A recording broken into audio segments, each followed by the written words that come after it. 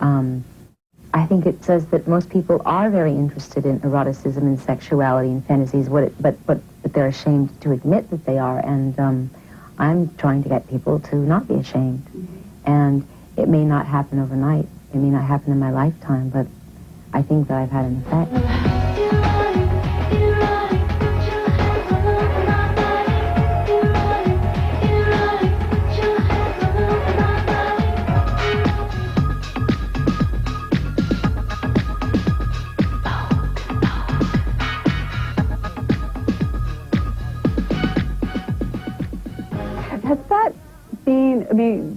Has that been a theme from the beginning? I mean, is this a continuum, or is this just something a couple of years ago you go say, yeah, I'm interested in that. Let's push that one. Sort of, as an artist, it sort of evolved in terms of issues that inspire me, that I'm interested in sort of delving into and exploring.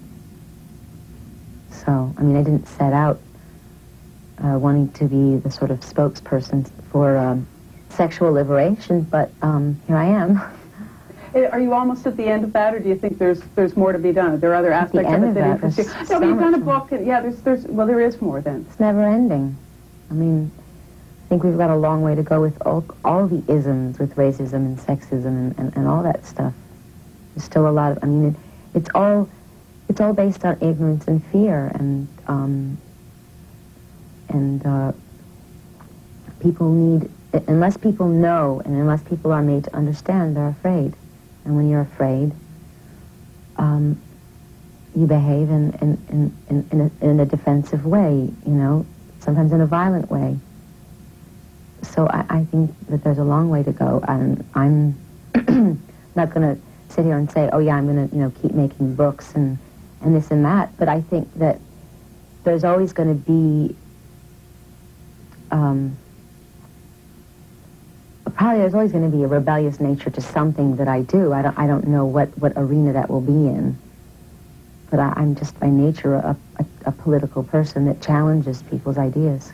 Now, people are fascinated, obviously, you know, by your life. You know, what kind of life do you have? When they watch Truth or Dare and the line about, you know, she doesn't want to live off camera, much less talk off camera. I mean, can you have a normal life? Well, that was one's opinion. No, I know. But do you feel you can have a normal life? Can you go home? Can you read? Can you cook? Can you do gardening? I mean, what can you do that sort of grounds you in, you know, apart from the role of rock star, pop star icon? Spending time with my friends, going to the movies, reading, going out to dinner. Stuff everybody does. Mm-hmm. How do you save some of yourself when people are always grabbing pieces of you?